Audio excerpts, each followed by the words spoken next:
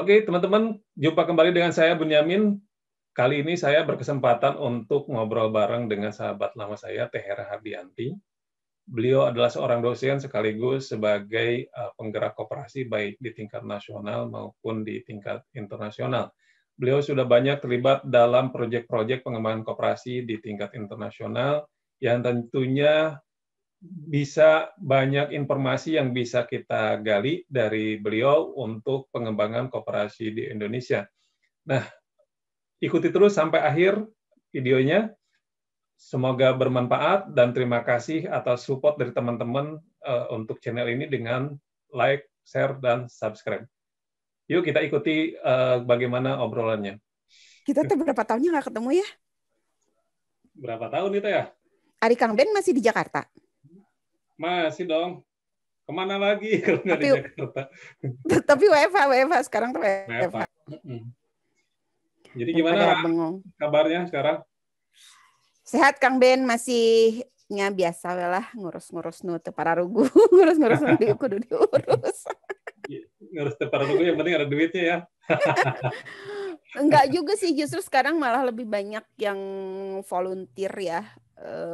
Edukasi. Kayak misalnya kayak sekarang webinar, ngisi-ngisi webinar, ya rapat-rapat, terus ada beberapa kegiatan sama ICA juga karena online, ya ngebantuin lah. Kalau gitu. Urusan volunteer, Hera percayalah, yakin. Volunteeran koperasi.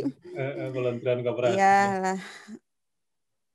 Ini Hera dapat kontak dari Gudrun. Hey Hera, how are you? Nice to hear from you. We have moved to Belgium for the studies of the children. Ini asalnya tinggal di, namanya Gudrun. Gudrun ini dia kerja di NGO koperasi namanya Trias.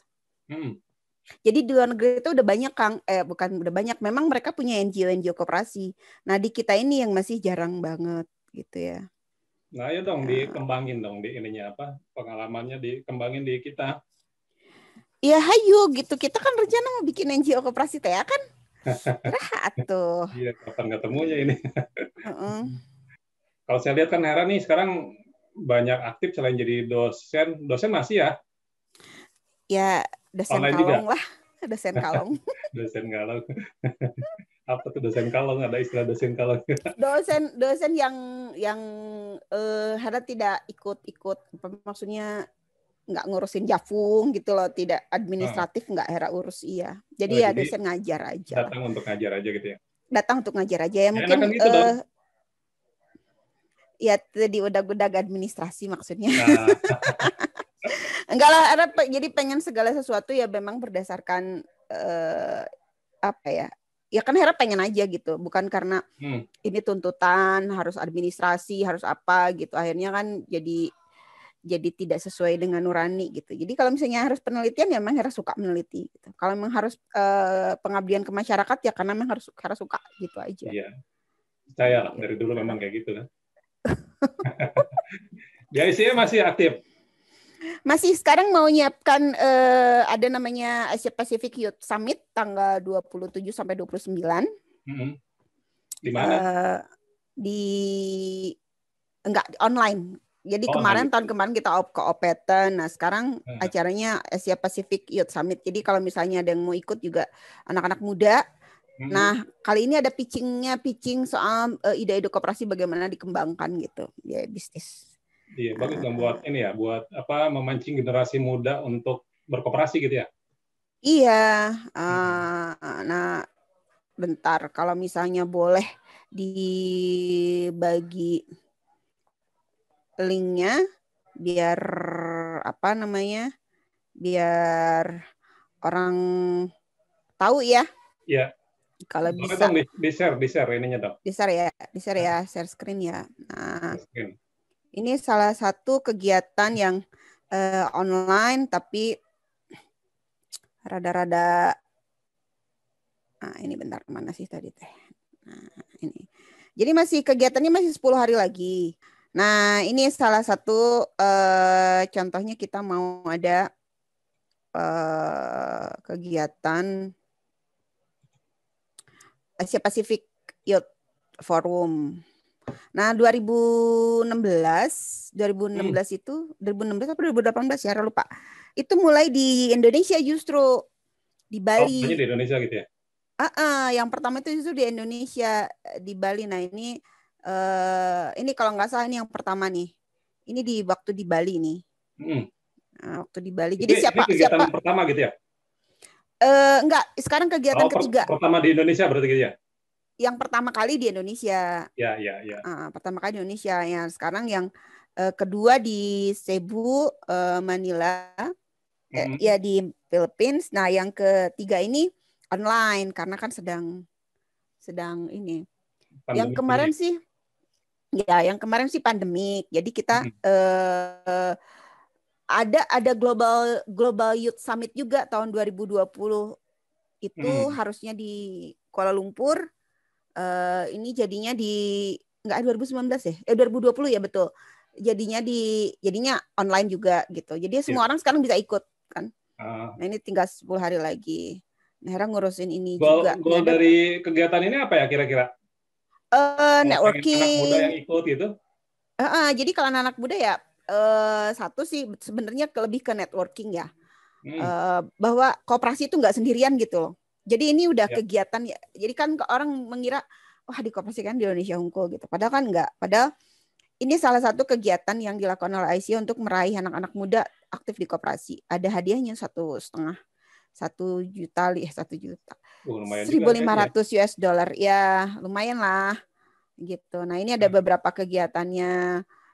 Ini kita ada pembicaranya juga dari Indonesia. Yohana Tamarayunisa ini dia masih muda banget, project manajernya Kelingkumang Group.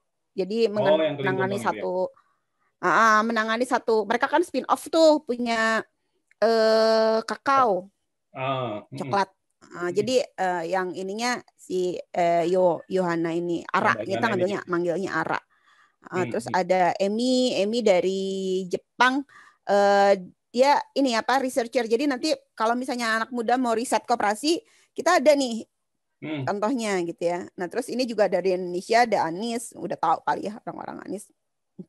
Nah, ini ada Arwan, dia co-founder inkubator co-op yang tadi cerita bahwa bagaimana sih punya inkubator yang khusus untuk koperasi. Jadi mendirikan koperasi ya. Nah, ini salah satu. Ini pembicara untuk kegiatan yang akan datang ini ya?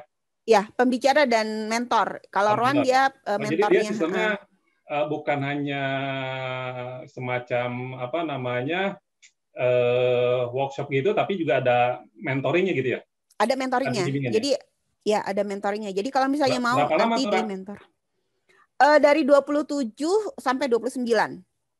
27 hari. Sampai 29, berarti 2 harian gitu mentoringnya? Nah, 2 harian. Terus ini juga mentor Musa Mehar, dia dari India. Kita teman-teman waktu jadi mentor programnya GCE. Iya, India tuh kooperasinya kayaknya kalau saya searching banyak juga ya kooperasi-kooperasi di India itu ya, dan cukup berkembang kayaknya di sana ya. Nah, kalau di Kerala justru kemarin beruntung banget kemarin sebelum pandemi sempat ke Kerala, sempat ke India. Di sana itu di Kerala itu satu daerah yang mereka di antara negara-negara bagian ini tuh paling kaya, Kerala itu. Itu dari mulai kesehatannya, banknya, koperasi pertaniannya, koperasi pekerjanya, itu tuh hebat banget. Jadi mereka itu memang hidup dari koperasi. Jadi kayaknya di daerah itu 60% deh PDB-nya itu dari koperasi. Jadi mereka punya rumah sakit sendiri, terus bekerja di koperasi yang besar. Kalau misalnya nanya koperasi pekerja terbesar di dunia selain Mondragon, itu ada di Kerala di India, namanya ULCCS. Di India ya, yang terbesar kedua gitu ya. Luar biasa ya. Termasuk terbesar lah, saya nggak tahu terbesar keberapa, tapi mereka terbesar. Nah, ULCCS itu dia sekarang sudah mengelola satu teknopark, cyberpark. Pokoknya keren banget lah, kayak Silicon Valley gitu, tapi konsepnya yang dikelola sama koperasi. Iya. Jadi kalau saya searching khusus di India nih ya, kalau saya searching gitu tentang koperasi, materi-materi edukasi tentang koperasi itu yang bahasa India tuh banyak banget gitu kan di YouTube lah, terutama di YouTube ya. Ya, saya banyak sering kan banget berarti ya. artinya kan apa namanya perkembangan tentang koperasi di India juga cukup baik lah gitu kan. Edukasi di tentang operasinya gitu kan, tentang pengetahuan ininya dibandingkan ya mohon maaf mungkin saya yang kurang searching atau gimana kan itu di Indonesia kayaknya minim banget gitu yang tentang koperasi ini kan itu. Di Indonesia yang dilihat paling cuma di kampus kita aja, Kang Ben, di Kopin.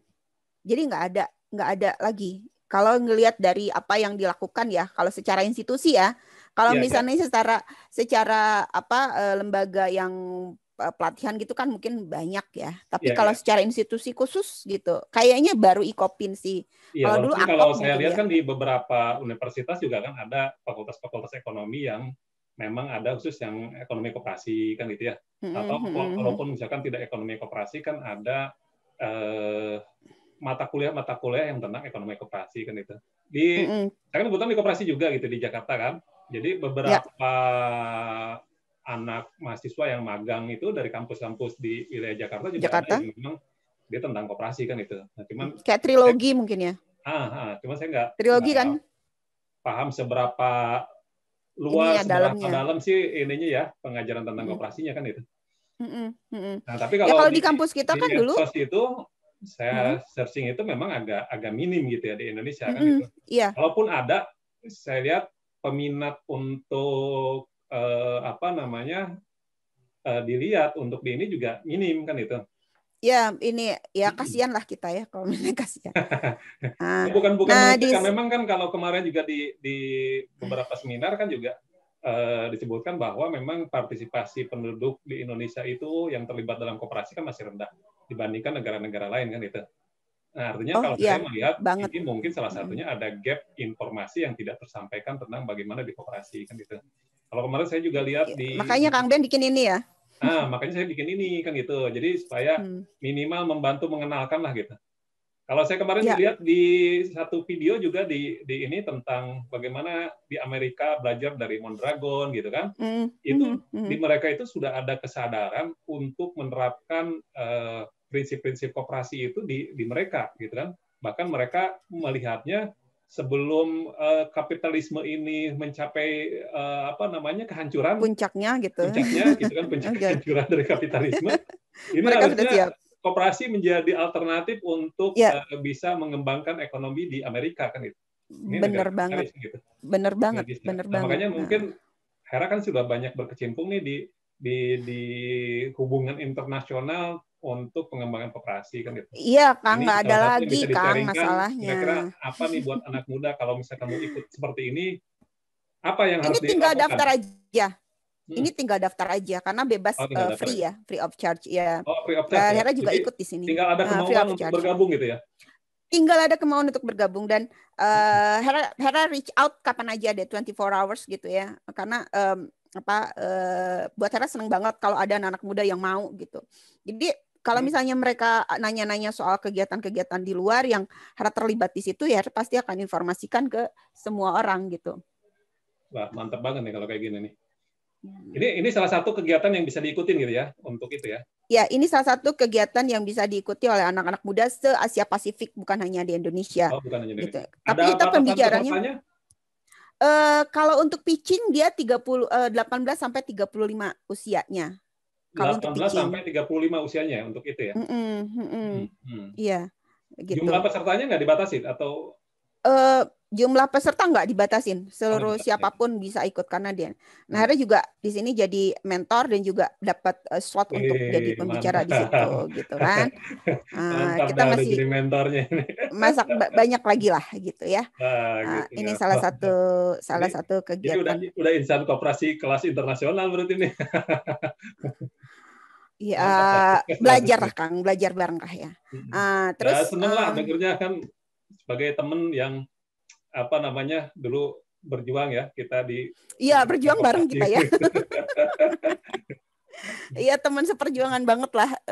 Kadang-kadang Hera juga belajar banyak dari Kang Ben. Yang lain juga kegiatan yang lain yang mungkin sedang dilakukan itu adalah Hera aktif di platform Co-op sekarang, Kang. Seperti yang tadi itu berarti ini masih 10 hari lagi ya? Tanggal berapa? Masih 10 hari lagi. 10 hari lagi. Jadi masih bisa. Ya, ada web yang bisa diaksesnya apa ya? Ada Asia Pacific Youth, bentar di ini dulu, mana barusan tuh, Asia AP Youth Summit .coop. Tadi itu ya di chat. Oke, Asia Youth Summit .coop. Nah, boleh di sini. Nanti bisa tinggal register aja. Tinggal daftar. Kita juga bisa ikutan. Kang Ben juga kalau penasaran bisa ikutan. Saya udah lewat kayaknya waktunya.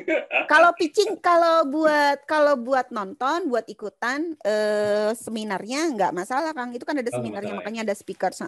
Yang pitching, kalau pitching, misalkan peserta nih kalau yang mau ikut pitching, coaching ya. Pitching, ikut idea bisnis. Ini itu paling dia harus telat. bawa ide bisnis tentang koperasinya atau tentang koperasi. Bebas aja. Tentang koperasi. Oh, tentang koperasi. Jadi misalnya, ide yang dikembangkan, bagaimana ide itu bisa diwujudkan dalam bentuk koperasi gitu. Ya. Jadi usianya 18 sampai 35 tahun. Jadi kalau yang tadi itu berarti sasarannya memang khusus untuk generasi muda yang ingin buka di koperasi ya? Jadi mereka dicemplungkan dalam satu kegiatan yang diverse gitu ya. Orang seluruh tidak merasa bahwa mereka itu sendirian. Kayaknya di negara-negara lain kita harus juga belajar, apalagi sekarang kan udah eranya. Makanya era digital ini kan lebih memudahkan kita untuk bisa berkolaborasi dengan komunitas-komunitas dari negara-negara lain kan itu. Benar. Mungkin kan kita agak kesulitan ya untuk cari informasi tentang koperasi, berkolaborasi. Dulu mah mahal. Benar. Sekarang kan medianya saya pikir udah sangat memudahkan kita untuk berkolaborasi kan itu. Makanya sayang kalau misalnya kita tidak terlibat di situ karena kesempatannya jauh lebih besar daripada sebelum pandemi. Harus ikutan lah ya. Harus ikutan. Gitu. Apa yang tertarik tentang bagaimana ekonomi koperasi, gerakan koperasi kan itu ya. Nanti acaranya macam-macam kok, ada pembicara itu pembicara tadi. Jadi kita bisa belajar dari mereka juga kan, harus juga sama belajar dari teman-teman muda ini. Menambah wawasan. Cuma mungkin mentornya yang nggak muda-muda banget lah. Siap.